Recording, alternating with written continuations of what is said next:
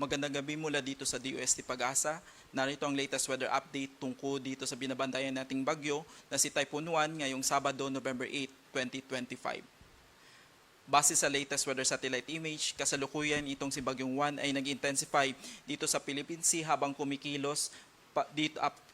dito sa may eastern section ng Luzon na nagdadala ng kaulapan at mga pag-ulan dito sa may eastern section ng Visayas, dito sa ilang bahagi ng Luzon at dito sa ilang bahagi po ng Mindanao, habang northeast monsoon naman po ang kasalukuyang nakakapekto dito sa may extreme northern Luzon. So as of 3 p.m. kanina, ang sentro nitong si Typhoon 1 ay namataan sa layong 605 kilometers east of Catarman, Northern Samar na may maximum sustained winds na 150 kilometers per hour malapit sa sentro at gustiness na umaabot ng 185 kilometers per hour.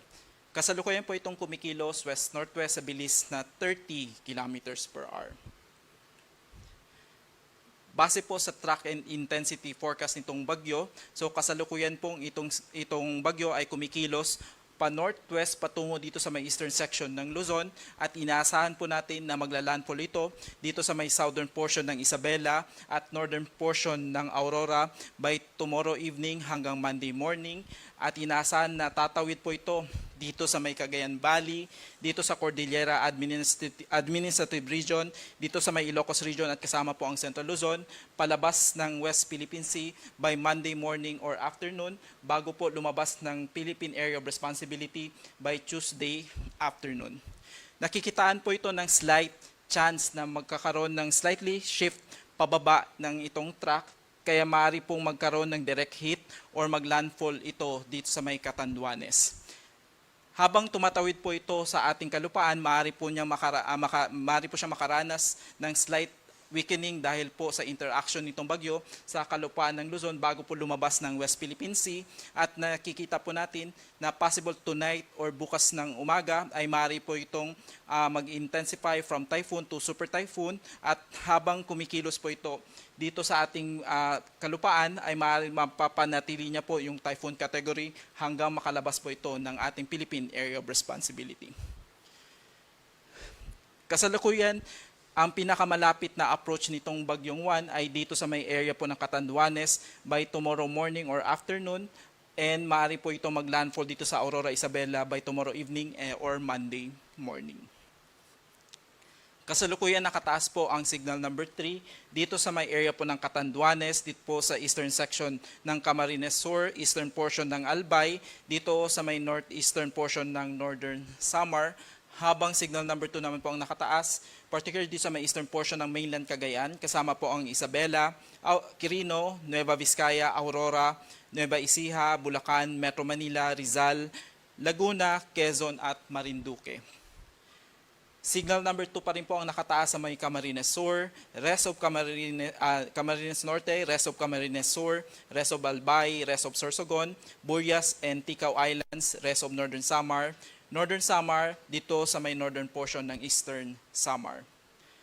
Signal number 1 ang nakataas sa may Batanes, rest of Cagayan including Babuyan Islands, dito sa may Apayao, Abra, Kalinga, Mountain Province, Ifugao, Benguet, Ilocos Norte, Ilocos Sur, La Union, Pangasinan, Tarlac, Pampanga, Zambales, Bataan, Cavite, Batangas.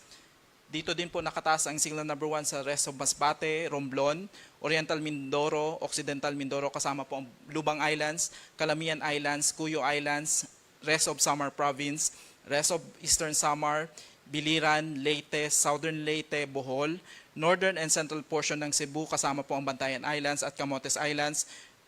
northern portion ng Negros Occidental at northern portion ng Negros Oriental. Signal number 1 pa rin po dito sa may Guimaras, Iloilo, Capiz, Aklan, Antique, Dinagat Island, Surigao del Norte, northern portion ng Agusan del Norte at dito sa may northern portion ng Surigao del Sur. Kasalukuyan, ang pinakamataas na maaari pong wind signal na maaari pong itaas sa buong bansa ay signal number 5 once naging super typhoon itong binabantayan nating bagyo. At dahil po sa epekto ni Juan ay maaari po itong magdala ng gusty condition na maaari pong umabot sa storm to gale force wind strength, lalo na po sa mga areas na hindi po kasama sa wind signal. Ngayong araw at bukas, November 9, dito sa Palawan, Visayas at Mindanao, At pagdating po ng Lunes, most of Luzon at Visayas ay maaari po makaranas ng gusty condition. Dahil po sa mga pag-ulan na dala nitong si Bagyong Juan, ay maaari po makaranas ng more than 200 millimeters na pag-ulan itong Camarines Norte, Camarines Sur, Catanduanes, Albay, Sorsogon at Northern Samar, habang inaasahan ang 100 to 200 millimeters na pag-ulan dito sa may Aurora, Quezon, Laguna, Marinduque, Masbate, Biliran, Samar at Eastern Samar. Habang 50 to 100 millimeters na pag-ulan ang inaasahan dito sa may Cagayan, Isabela, Quirino, Apayao, Kalinga, Mountain Province, Ifugao, Nueva Vizcaya, Nueva Ecija, Bataan, Pampanga, Bulacan, Rizal, kasama po ang Metro Manila, Cavite, Batangas, Oriental Mindoro, Occidental Mindoro, Romblon at kasama po ang probinsya ng Leyte. Tomorrow afternoon at Monday afternoon ay maaari pong makaranas ng more than 200 millimeters ang malaking bahagi ng Luzon, particularly itong Isabela, Nueva Vizcaya, Quirino, Aurora, Nueva Ecija, Quezon, Tarlac, Zambales, Pangasinan, Benguet, La Union, Mountain Province, Ilocos Sur, Kalinga, Abra at Apayao dahil po sa paglandfall nitong si Bagyong Juan, kaya po mararanasan yung malawakang pag-ulan at malalakas na hangin, lalo na po sa malaking bahagi ng Luzon, habang 100 to 200 millimeters naman po ang inaasahan dito sa Ilocos Norte, Cagayan, Bataan, Pampanga, Bulacan, Rizal, Metro Manila, Laguna, Cavite, Batangas at dito sa may Occidental Mindoro, kasama po ang Camarines Norte, habang 50 to 100 millimeters naman po ang maaari pong maranasan dito sa Oriental Mindoro, Marinduque at dito sa Camarines Sur. Dahil sa paglabas nitong si Bagyong Juan by Monday afternoon to Tuesday afternoon, maaari pong makaranas ng 50 to 100 millimeters na pag-ulan ang Zambales, Pangasinan, Ilocos Norte at Ilocos Sur, habang inaasahan na 100 to 200 millimeters na pag-ulan within 24 hours ang maaari pong maranasan dito sa may La Union at dito sa probinsya ng Benguet.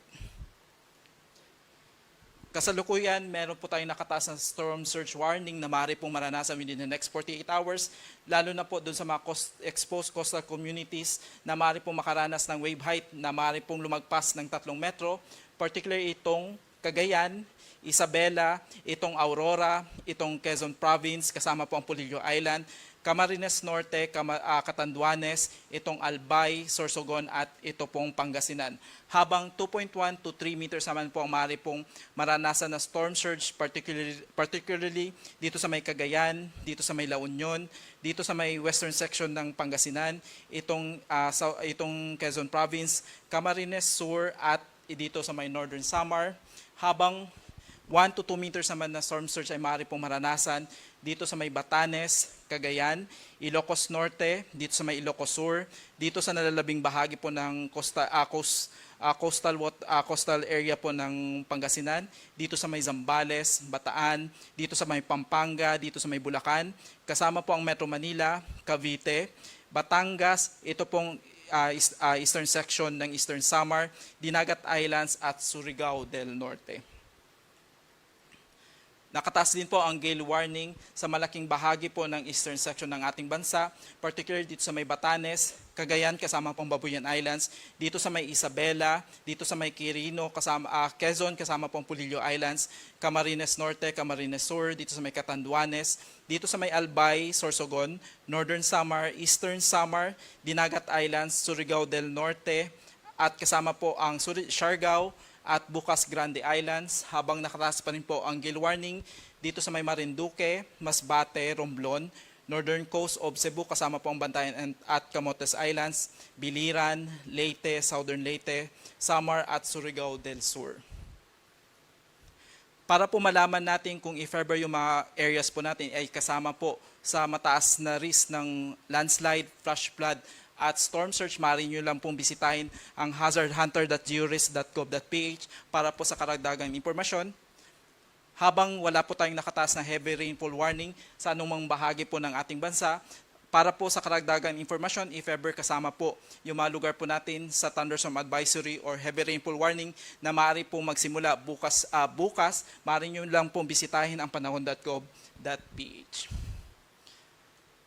Mula dito sa DOST Pag-asa, ako po si Munir Baldomero. Maraming salamat.